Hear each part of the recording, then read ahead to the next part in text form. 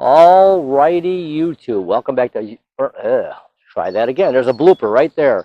Alrighty, YouTube, and welcome back to Fern Valley Farms YouTube channel. On this channel, we are pure country. I think I'm in the camera here. It's kind of hard to see. What I'm going to show you really quick is I've been spraying for mites. This is the first week of May. I've already treated 2 of these hives twice. 2 of these hives are new packages. I've treated them once already. What I'm going to show you, what's nice about having a screen bottom board compared to not having a screen bottom board. If you don't have a screen bottom board, all the mites will just fall back down to the bottom.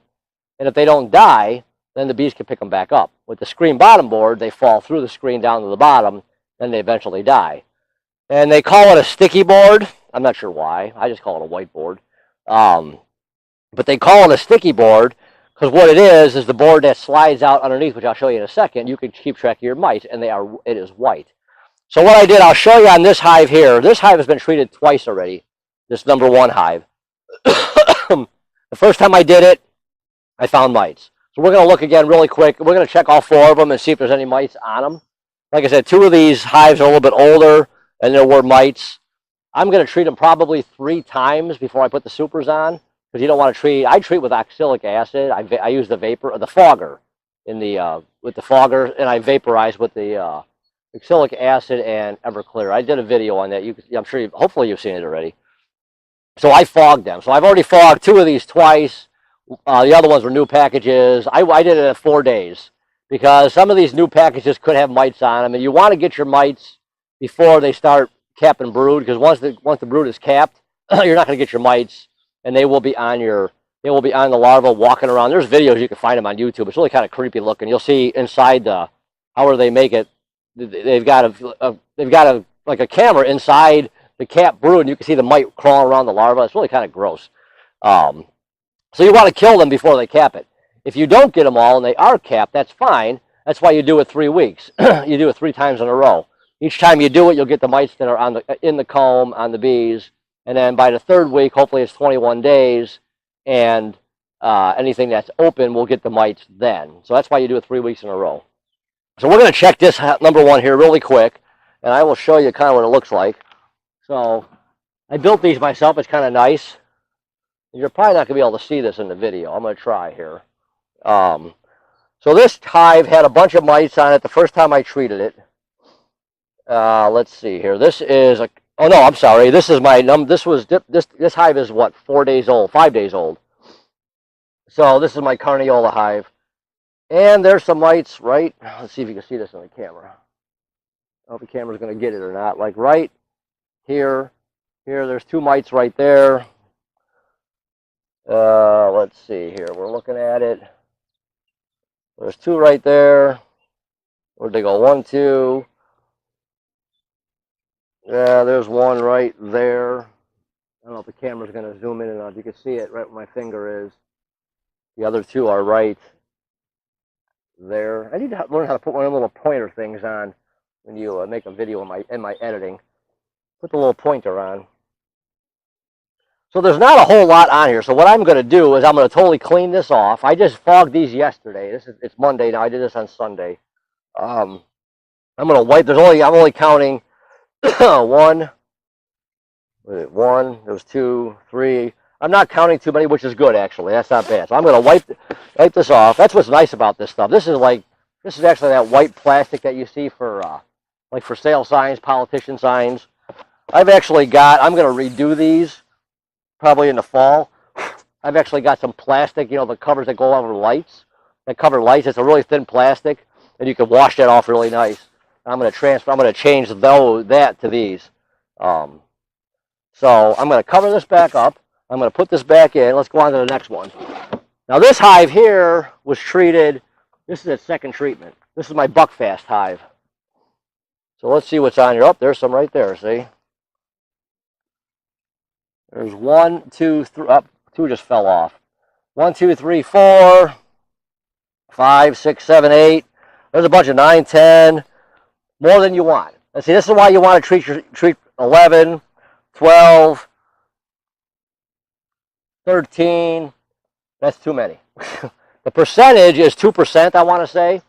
Like if you do a wash, and you take a cup of bees, which is about 300 bees, you want to have like less than 2% of mites, which I forget the exact number on that. I did a video on that. I just can't remember offhand. But that's too many. So this is my second treatment, and I'm getting mites. So here again, I'm going to brush this off, and I'm going to treat this hive one more time. It's starting to rain here. This should be all right. My camera should be okay. I'm going to put this back.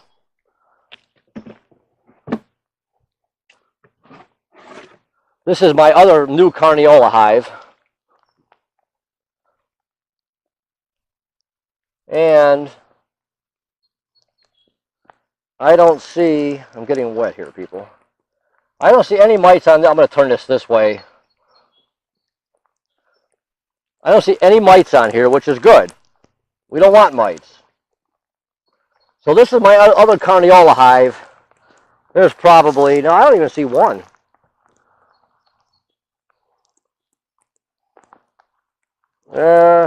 That might be one right there.